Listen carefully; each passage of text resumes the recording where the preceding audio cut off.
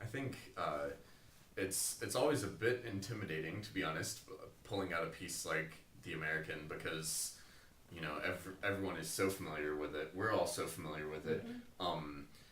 It's a very different process than, for example, like when we learn a kind of obscure Haydn quartet that no one knows, and we've not really like grown up listening to, or a piece of new music where we kind of formulate our own ideas from the beginning. There's no preconceptions, and we just take what's on the page and make it our own. And I think with something like American, it's a challenge to do that actually, and know that you're doing that all the time.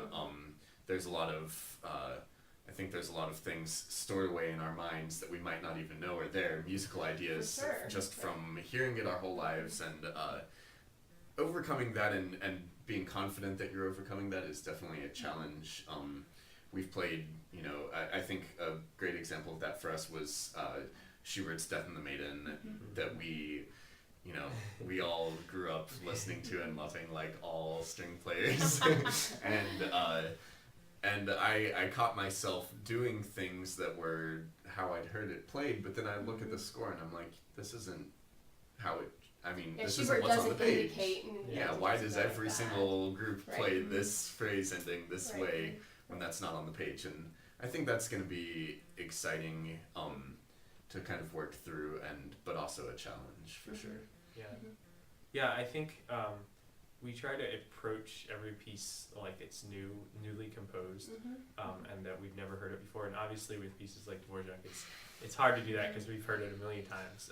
But luckily it's a great piece, so it can withstand that kind of that test of time, and still you can still find new ideas. But I think when an artist really approaches a piece like it's new, and really approaches it with their own convictions and forms their own interpretation rather than just like copying what someone else has done, then I think the audience can tell, and it's a really meaningful performance when that happens. And you guys do a lot of new music, and in I think your Central Presbyterian concert, you're doing a ton of new music.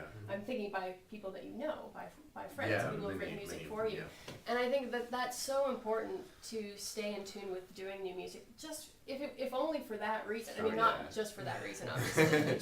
But for the reason of like getting a piece of music, getting only the score, not having a recording to go by, not having anyone tell you how it needs to be, and really figuring out the nuances that will make it come alive, from delving into the score. And I think in having those experiences with new music, which you have to do, we really are challenged to bring new music alive, especially to our audiences who are already a little bit reticent about that, right? And then like having that experience, it really allows you to do the same, basically do the same scrutiny for old music. Right.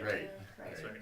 I think the Juilliard Quartet, who we worked with, and they did fantastic, but one of their kind of mottos was like play new music like it's an old masterpiece, and play old masterpieces like it's newly written. So I think that's something we try to stand by as well, because another great inspiration in that line for us has been here at UT working with the Miros, who are also playing Austin Chamber music.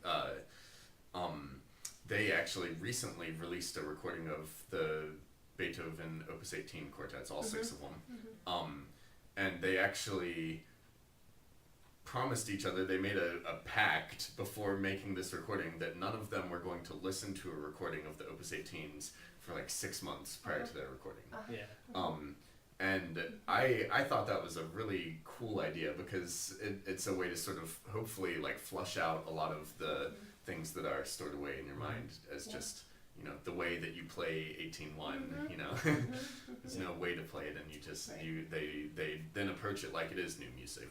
Well, it opens up the discussion, right? Like, why are we taking time here? And if you have to justify it, then that's a good thing. Being able to say it. And like the worst thing is when people say, oh well, this recording does that. Like, there's nothing worse than that. And so it really opens up the discussion, which is great for you guys as a group, and as a quartet.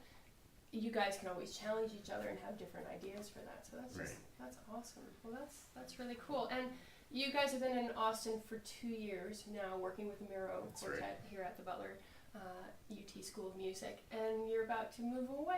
Yeah. So sad. Really sad. So And sad. I mean, Austin's a great town, It is right? awesome.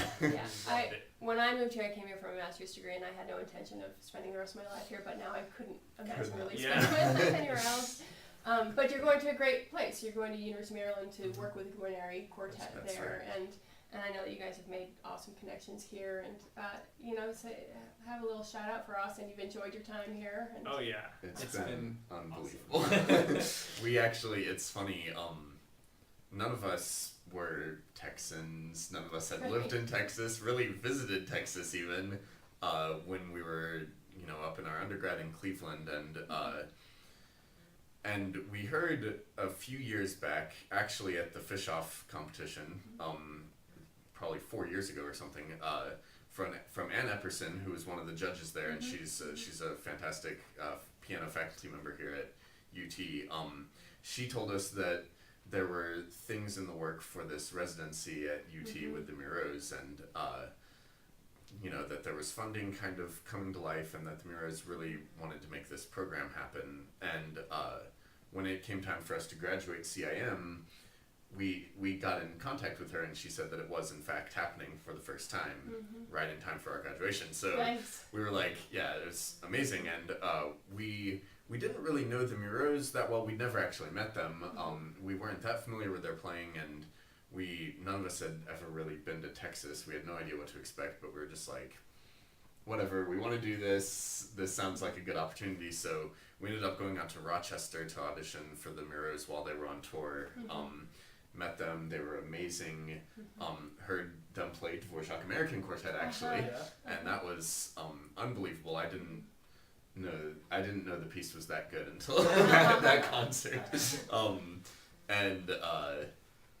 And we fortunately were accepted to the program, came down to Austin, and we're just like blown away. We had no idea what was in store for us, and it's just been not at all what we expected as far as Texas is concerned. Well, I know, I'm from the north too. Yeah. And your idea of what Texas is one thing, and you come down here and you just realize just how amazing the state is, and how great It really Austin is, and how great the people are, and it's just it's such a wake up call. I wish the whole world could know that. Yeah, so true, so true. Rather than cowboys and Yeah, yeehaw exactly. and y'all. Which those are cool things too, but but we've really been blown away. so many good places to eat. Yes, many good places to eat. So Maybe much we need to make that part of the blog. Where do you guys like to eat? Well, I think the place that the quartet has gone to the most together is the Salt Lake. Oh yeah. yeah. Just because that's like the place we take people who've never been to Austin or Texas. Sure. I really like a lot of the food trailers that Yeah. are around. Yeah.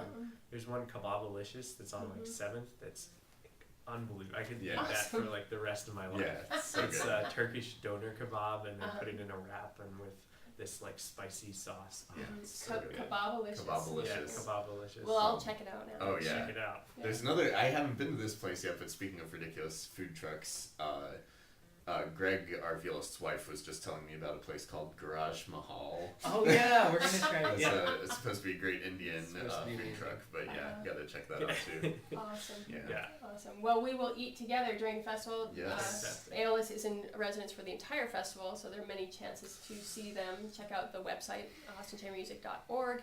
And this was awesome. High five. High five. Yes, All right. thanks for having forward us. to Yes, it. see you in a few weeks. Yes, Yeah. it'd be great.